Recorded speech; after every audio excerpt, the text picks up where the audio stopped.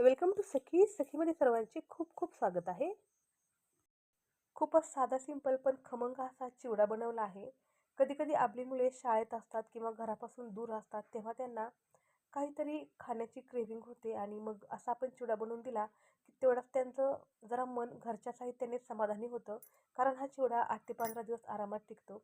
अतिशय कमी तेलामध्ये मी हा चिवडा बनवला आहे. अगदी थोडेसे मका पोहे घेतले होते आणि थोडंसं तेल घेतलं होतं. त्या तेलामध्ये हे मका पोहे आपल्याला तळून घ्यायचे आहेत. साधारणपणे अर्धा किलोपेक्षाही कमीचा हा चिवडा आहे आणि यामध्ये मी 100 ग्रॅम एवढे मका पोहे तळून टाकले आहेत. आता या ठिकाणी माझ्याकडे आज ना सुकं खोबरं नव्हतं, तर मग मी ओलं खोबरं जे होतं ना तेच छान असं कट करून घेतलं आणि मस्त लाल होईपर्यंत फ्राय करून घेतलं. खूप असा काही फरक पडत नाही. फक्त जेव्हा आपण हे ओलं खोबरं फ्राय करतो ना, तर ते थोडंसं जास्त वेळ आपल्याला परतत राहावं लागतं. एवढाच फरक पडतो, बाकी काही फरक पडत नाही. त्यानंतर थोडेसे शेंगदाणे घातले, हिरवी मिरची घातली, लसूण घातला आणि हे सर्व मिश्रण एकदा व्यवस्थित आपल्याला हलवून घ्यायचं आहे. हे सर्व मिश्रण हलवून घेत असताना गॅसची जी फ्लेम आहे ना, ती मिडियम ठेवायची आहे. खूप जास्त हाय अशी ठेवायची नाही. त्यानंतर हळद टाकायची आहे, मीठ टाकायचं आहे. मीठ टाकताना चवीनुसार मीठ टाका. खूप जास्तही खारट नाही झालं पाहिजे आणि खूप कमीही खारट नाही झालं पाहिजे आणि मस्त याला एकदा हलवून घ्या. गॅसची फ्लेम या ठिकाणी मी कमी ठेवलेली आहे. हळदीचं प्रमाण जे आहे ना, ते थोडंसं जास्त ठेवलेलं आहे. कारण काय होतं, मुरमुरे ना माझ्याकडून अजिबात पिवळसर असे होतच नाहीत. ते व्हाईटच राहतात. म्हणून मी हळद जास्त थोडी ॲड केली आहे. तरीही मला त्याच प्रॉब्लेमला फेस करावं लागणार आहे, हे मलाही माहीत आहे. नंतर थोडीशी कोथिंबीर आणि कढीपत्ता वरून ॲड केला आणि परत एकदा हलवून घेतलं. जेव्हा आपण कढीपत्ता आणि कोथिंबीर ॲड करतो ना, तेव्हा एवढा छान खमंग असा भारी वास येतो. वरून अगदी थोडंसं परत एकदा मीठ ॲड केलं आहे, कारण मीठ कुठंच वापरलं नव्हतं.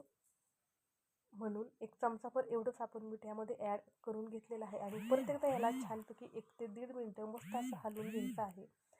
आता मुलीचं म्हणणं होतं, की मम्मी कढीपत्ता जो आहे ना, तो कमी पडला आहे. थोडासा कढीपत्ता आणखीन टाक. टेस्ट जी आहे ती मुरमुऱ्याला थोडासा वास येतो कढीपत्त्याचा, म्हणून मी या ठिकाणी परत एकदा कढीपत्ता ॲड करून घेतला आहे आणि परत मिनिटभर हलवून घेतला आहे.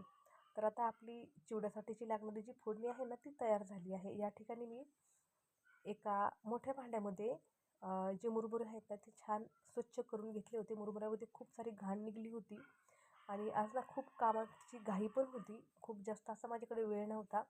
म्हणून मग मी पटपट असा हा चिवडा बनवून घेतला. सगळी जी फोडणी आहे ना, ती या भांड्यामध्ये मी ॲड करून घेतली होती आणि अर्धा किलो एवढे फरसाण असेल माझ्याकडे, तर साधारणपणे अर्धा किलो मुरमुरे होते, तर त्यासाठी अर्धा किलो एवढे मी फरसाण जे आहेत ते यामध्ये ॲड केलं आहे. फरसाण ॲड केल्यानंतर त्यामध्ये आपण जे मका पोहे तळून घेतले होते ना, तेही ॲड केले आहे. तर मका पोहे अगदी 100 ते 150 ग्रॅम एवढेच असतील. खूप जास्त मका पोहे नव्हते आणि आता हाताने आपल्याला हे सर्व मिश्रण एकत्र करून घ्यायचं आहे.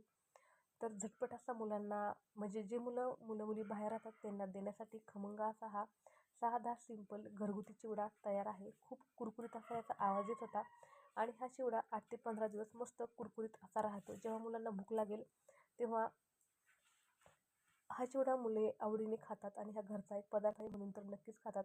चिवडा मसाला मी यामध्ये टाकला नाही. बिना चिवडा मसाल्याचाच चिवडा माझ्या मुलांना खूप आवडतो, म्हणून मी याच प्रकारे केला. तुम्हालाही आवडला तर नक्की करा. रेसिपी आवडल्यास लाईक, शेअर आणि चॅनलला सबस्क्राईब करायला विसरू नका. धन्यवाद. परत